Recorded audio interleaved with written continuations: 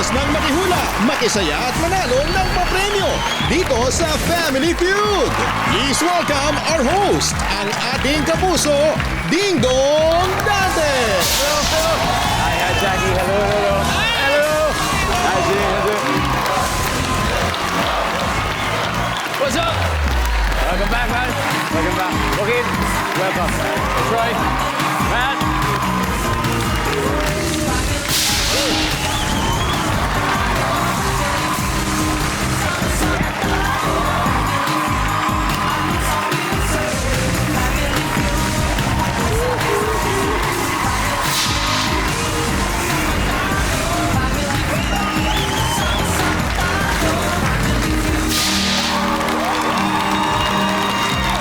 Kamusta po mga kapuso? Maayong hapon sa mga kababayan nating Ilonggo at Bisaya na imbag amalim naman sa mga Ilocano nating mga kababayan dyan at marhay hapon sa buong Bicol region. Dito naman po sa studio audience, hello, kamusta kayo dyan? All good?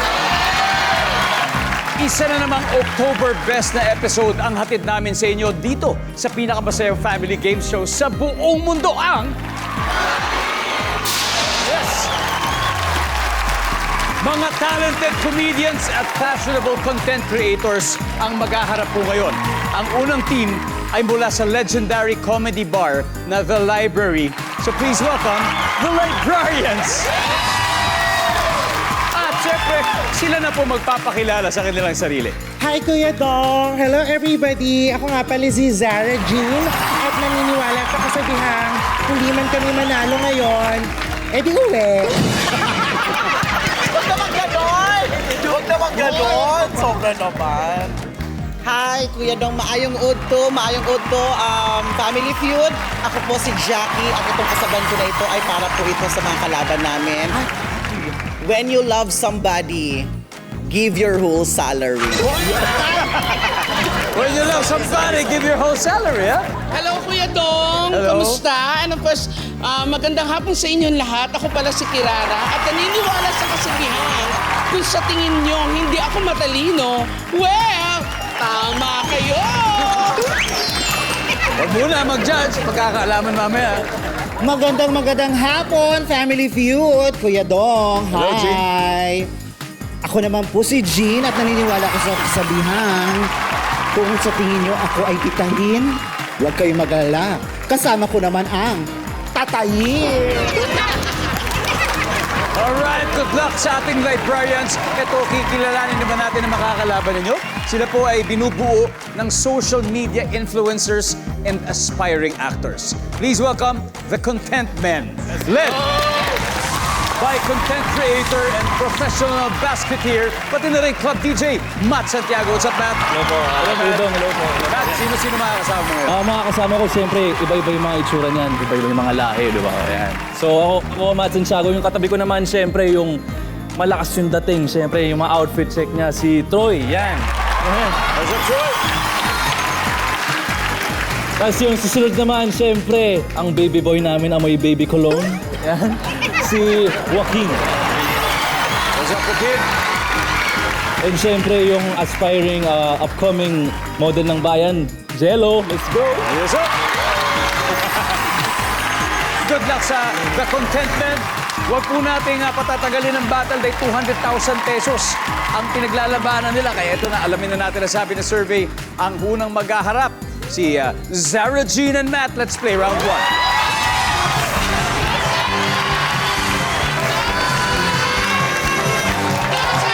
Good luck.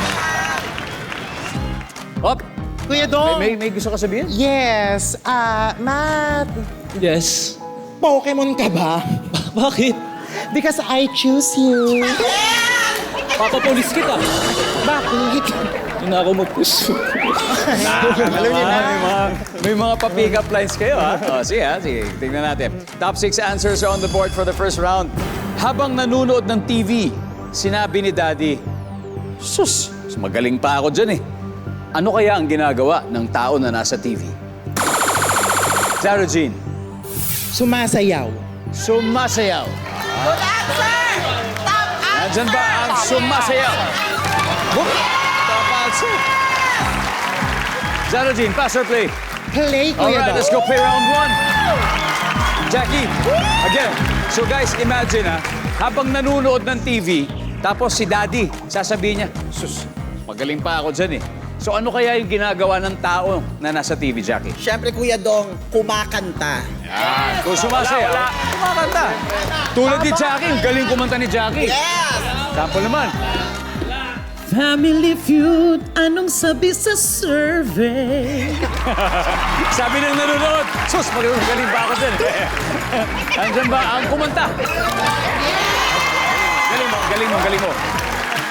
Habang nanonood ng TV, sabi ni Daddy, so magaling pa ako dyan eh. Ano kayong ginagawa nung natatao sa TV? Kumakain! Kumakain! Ano kinakain nun? Chichirya! Chichirya. Ano ba itsura ng magaling kumain? Matunog! Nandyan ba ang kumakain? Jean, ano kaya to? Ano kayang ginagawa ng tao sa TV? Umiiyak. Iyak. Tama. Sasabihin ni Daddy, mas magaling ako umiyak dyan? Magaling umiyak. Sasabihin ni Daddy yun? Yes, oo naman. Survey says, uy, umiyak. Guys, time to huddle. Zarjin, habang nanonood ng TV, sabi ni Daddy, mas magaling ako dyan. Ano kaya yung ginagawa ng mga tao sa TV? Uma-acting. Alright, nandyan ba si acting? Wala. Eto, alam to kasi siyempre, siguro kasama nyo manood ng mga daddy nyo sa TV. Pag sinabi ni Daddy, mas magaling pa ako dyan eh. Ano kaya yung ginagawa ng tao, Jello?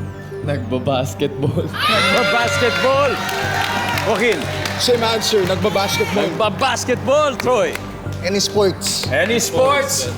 Usapan na namin. Sige tayo. Sports talaga. Yan, sports o basketball. Sports, basketball. Yan ang sabi nila. Ano kaya sabi ng survey? Survey says... Nice one. All right, let's see. Kung ano pa yung mga hindi nahulaan. Everybody, number 6, please. Tumatambling. Carlos Yulo, number 5. Magic? Talaga? Number 4. Boxing. Yan. Naku, umani na po ng likes at pogi points ang The Contentment dahil nakakuha na nila ang first round. They now have 74 points. The Librarians, habol tayo mamaya. Yes, habol yan. Kaya mas titindi pa ang laban between The Librarians and The Contentment sa pagbabalik ng Family Feud. Nakatutok pa rin po kayo dito sa Family Feud. Babalik tayo sa game so far. Ang may puntos pa lang ay ang Contentment with 74 points. Pero ang Librarians ay hahabol na sa round na to. Ang susunod na magtatapat ay si Jackie and Troy. Let's play round 2, guys. Let's go.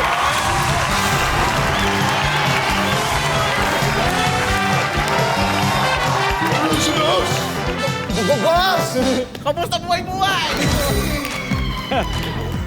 Oh, sila may pick-up lines. Baka kayo meron din. Yes. Troy, sinaing ka ba? Bakit? Kasi pag iniwanan kita, magagalit si Mama. Pwede. Siyempre, kung meron akong pick-up lines kay Troy, meron din akong pick-up lines sa'yo, Kuya Dong. Ano yun? Oh, sige. Ito, sige. Kuya Dong, alam mo ba kung bakit may mahal na araw? Bakit? Hindi ko rin alam. Kasi ang alam ko lang, mahal kita araw-araw. Marian Rivera, Pasay Troy, meron ka rin. May pick-up line ka. Meron ako, Sir Dong. Oh, sige, ano yun? Magandang partner to sa sinaing niya. Ano yun? Jackie, lechong baboy ka ba? Kasi kahit medyo malusog ka, paborito kita. Good luck. Top 7 answers are on the board. Sa bahay, ano yung karaniwang paalala sa atin ng matatanda kapag kumukulog at kumikidlat? Go.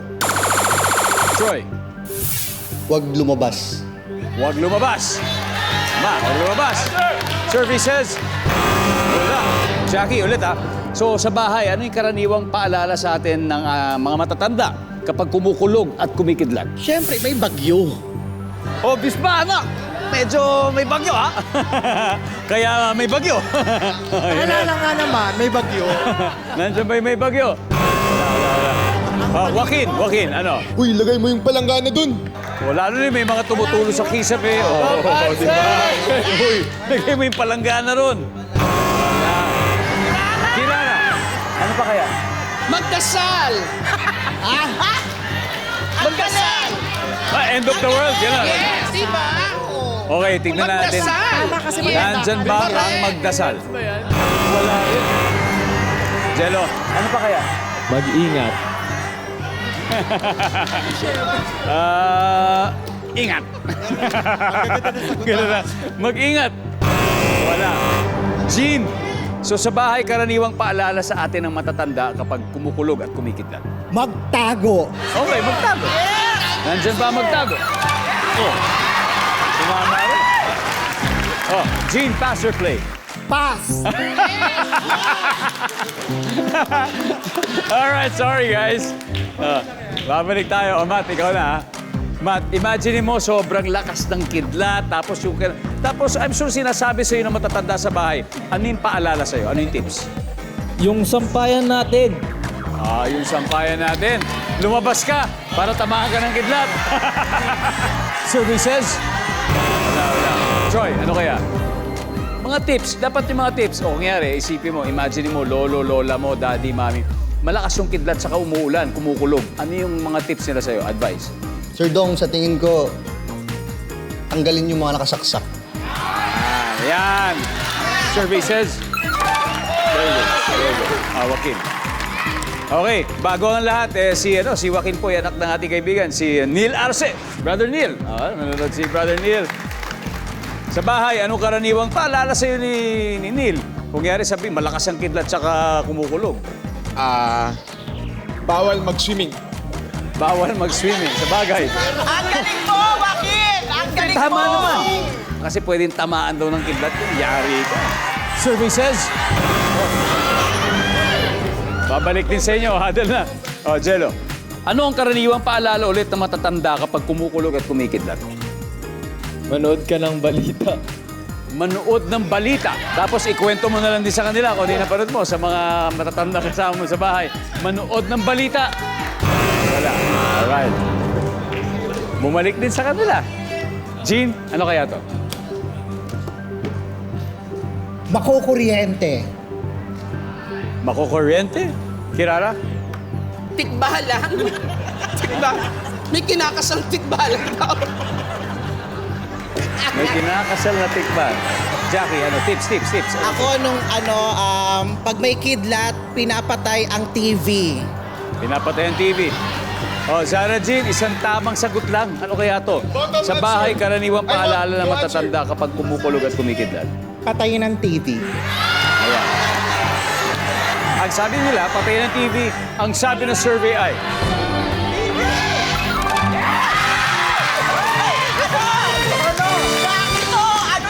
Top answer! Alright, let's see kung ano yung mga hindi nahulaan. Number 7.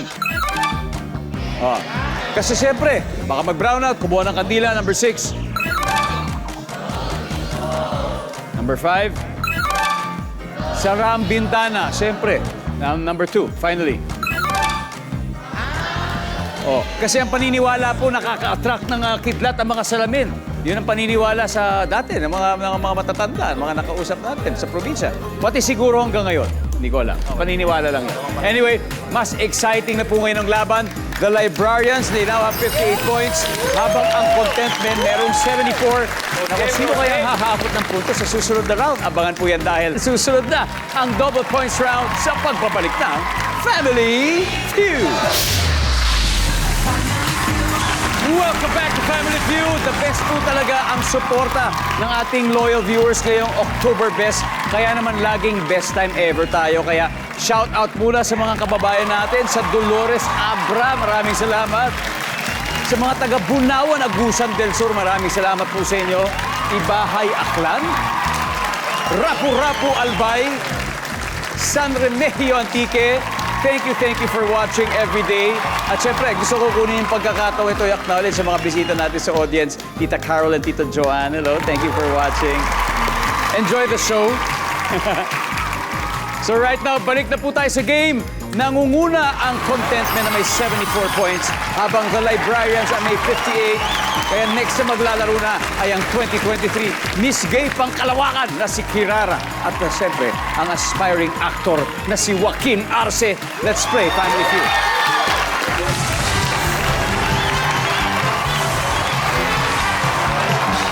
Good luck. Double points round. Oy, bago yan. Siyempre, papahuli ka ba sa mga pick-up lines, Kirara? May pick-up lines din ako kay Joaquin. Yan. Joaquin, alak ka ba? Sa'yo pa lang, malakas na ang tama ko. Okay, meron ka rin. Tama ka naman talaga. I don't speak Tagalog. Hala. So, paano? Alright, good luck. Joaquin, ito na. Top 6 answers are on the board. Bakit nag-aalis ng salamin ang tao? Go. Joaquin. Matutulog. Dahil matutulog na. Siyempre, nandiyan ba ang matutulog? Okay. Pero Kirara, meron pa mas top. Again, nagsasalamin ka ba, Kirara? Hindi. Okay. Marami tayong kilalang nagsasalamin. Bakit kaya nag-aalis ng salamin ng isang tao?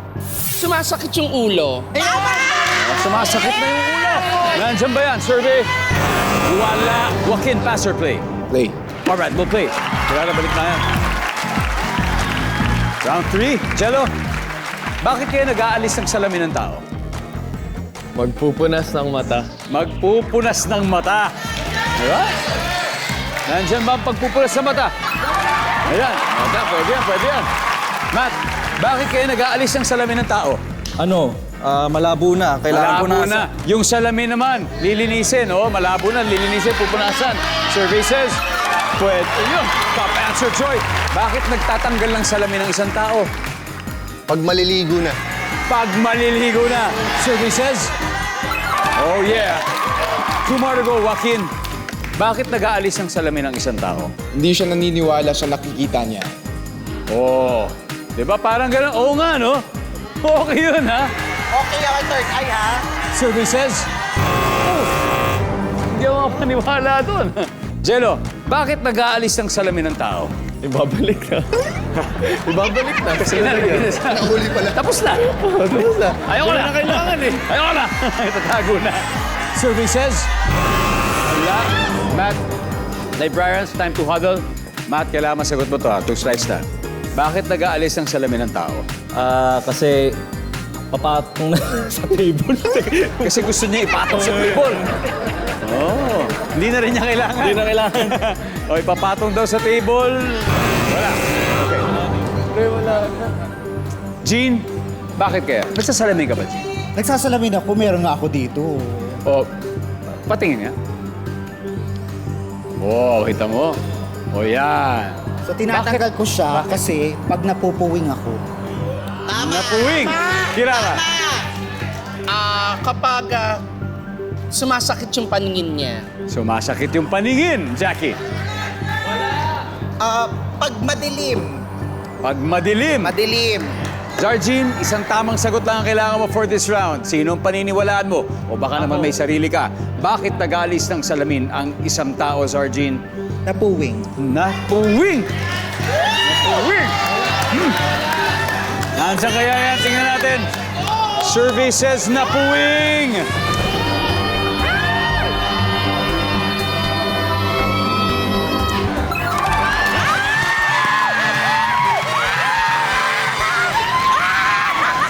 Now, let's see kung ano pa yung hindi nahulaan. Number 5. Mag-aalis ng muta. Mag-aalis ng muta. Quick recap lang ng scores. Bago po ang huling head-to-head battle na mamayagpag ang Librarians with 236 points. Habang maghahabol ang the contentment, kasi may 74, so malaki habulin, pero may one last round. At Gina sila sa ating last head-to-head battle. Jean and Jello, let's play the final round. Come on.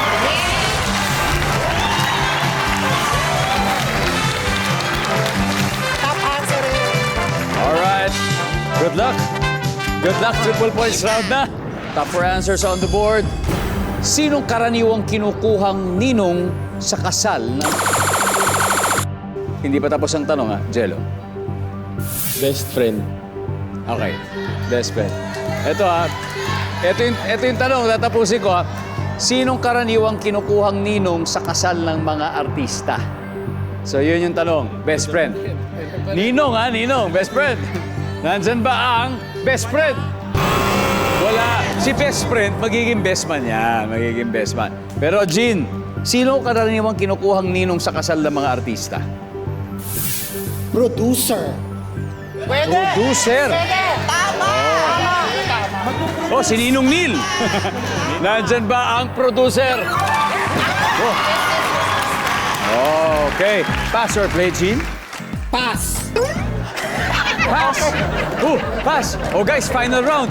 Binigay na sa inyo. Guys, ang dali na lang nito. Sino karaniwang kinukuha ang ninong sa kasal ng mga artista? Direktor. Direktor! Nandiyan ba yung direktor? Ayan na. Now, Troy, sino pa? Sino kinukuha ang ninong sa kasal ng mga artista? Kapwa artista. Kapwa artista. Nandiyan ba si kapwa artista? Yes. Joaquin, for the win. Isa na lang, pag makuha mo to, maaaring manalo kayo. Sino ang karaniwang kinukuhang ninong sa kasal ng mga artista, Joaquin? Okay. Naabutan, Jello. Sino pa kaya?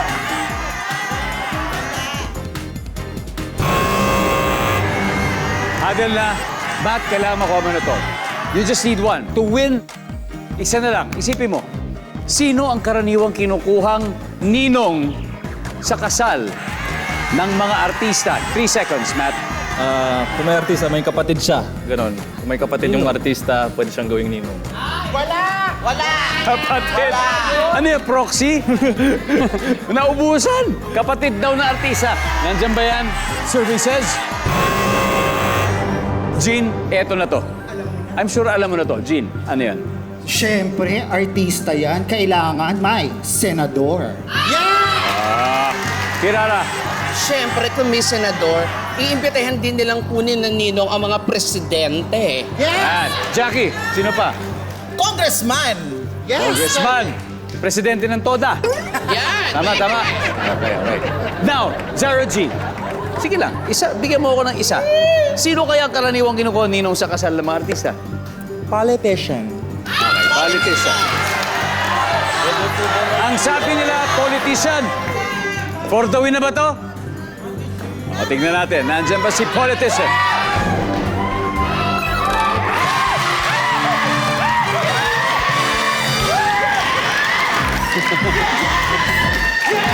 Alright. Ang ating final score, Librarians 536, Contentment 74. Maraming salamat sa inyo guys. May 50,000 pesos pa rin from Family Feud. Thank you very much. And of course, Librarians, ito na. May 100,000 pesos na tayo. Zara Jean, sino maglalaro sa Fast Money? Ako na po and Jackie. Alright, Sarah Jean and Jackie. Now let's cheer for the Librarians sa Fast Money Round sa pagbabalik ng Family Feud. Welcome back to Family Feud. Nandito na po tayo sa paboritong round ng mga nurse at doktor na naka-duty po ngayon. Kaya hello po sa inyo lahat. Kanina po, nanalo ng 100,000 ng The Librarians. Pero mas gusto nila mag-uwi ng total cash prize of... 100,000! Yeah!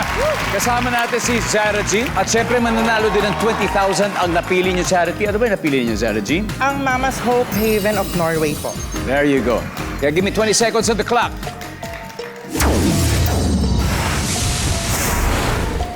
Okay. On a scale of 1 to 10, 10 being the highest, gaano ka kakontento sa itsura mo ngayon? Go. 8. Fill in the blank.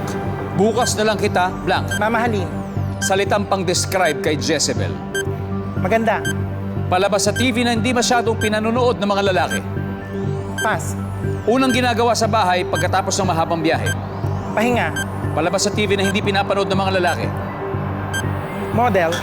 Let's go, Sarah Jean. Tignan natin kung ilang puntos na nakuha mo. Scale of 1 to 10. Gaano ka kakontento sa itsura mo ngayon? Sabi mo ay 8. Ang sabi ng survey sa 8 ay... Why not? Fill in the blank. Bukas na lang kita mamahalin. Parang yung awit. Survey says... Boom!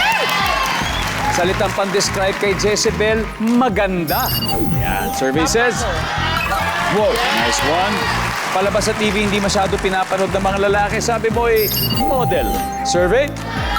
Boy, meron din.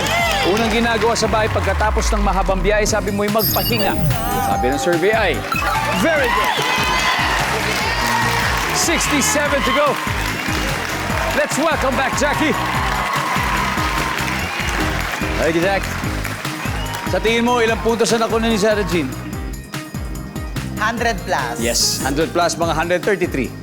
Pwede, di ba? So, ibig sabihin, 67 to go to reach 200. At this point, makikita na ng mga viewers sa sagot ni Zara Jean. So, give me 25 seconds on the clock, please. Good luck, Jackie. On a scale of 1 to 10, 10 being the highest. Gaano ka kakontento sa itsura mo ngayon? Go. 10. Fill in the blank. Bukas na lang kita, blank. Mamahalin. Bukod sa mamahalin, Pass. salitang pang-describe kay Jezebel. Diyosa. Palabas sa TV na hindi masyadong pinapanood ng mga lalaki. Beauty contest. Unang ginagawa sa bahay pagkatapos ng mahabang biyahe. Massage.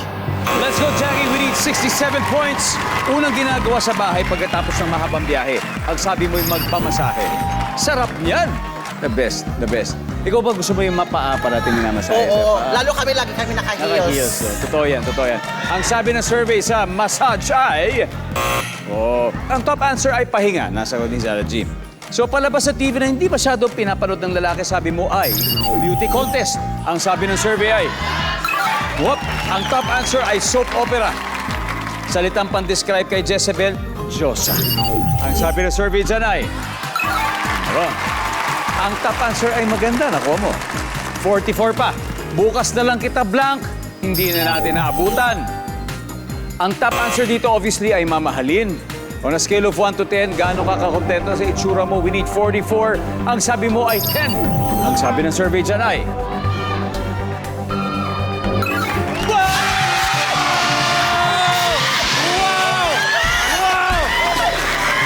Top answer! That's a top answer! Whoa! Dinaan sa confidence.